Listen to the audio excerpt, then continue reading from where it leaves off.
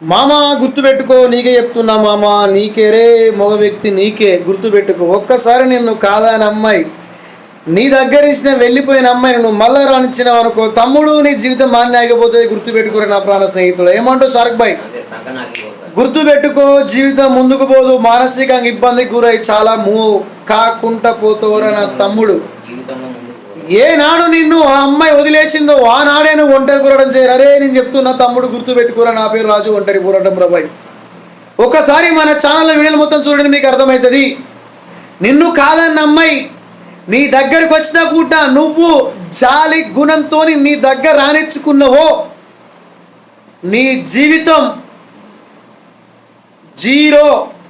గుర్తుపెట్టుకో, నిన్ను కాదన్న అమ్మాయి కాదన్నట్టే చూడు. నీ లైఫ్ ఎంత బ్యూటిఫుల్గా ఉంటుందో అర్థమయ్యేటట్టు చెయ్యి. నీకున్నది రరే మగ వ్యక్తి, నీకు జీవితం ఉన్నది. చిన్న ప్రపంచం కాదు, ఒక దేశం, ఒక ప్రపంచంలో నువ్వు పుట్టిన ఒక భారతీయుడిరా. గుర్తుపెట్టుకోరా, ఇండియన్లు ఉన్నవరా నువ్వు. ఆ మాత్రం కొంచెం ఆలోచించావు తమ్ముడు. వద్దు, నిన్ను కాదన్నదా కాదన్నట్టే ఉండు. దాని అర్థం నీ లైఫ్ ఎట్టుంటుందో కామెంట్ రూపంలో నాకు తెలియచేయి, నేను రిప్లై ఇస్తా. నేను పోరాటాన్ని షార్క్ బాయ్ ఏమంటావు? వదిలేయి, నేను చెప్తున్నా విను, ఓకేనా?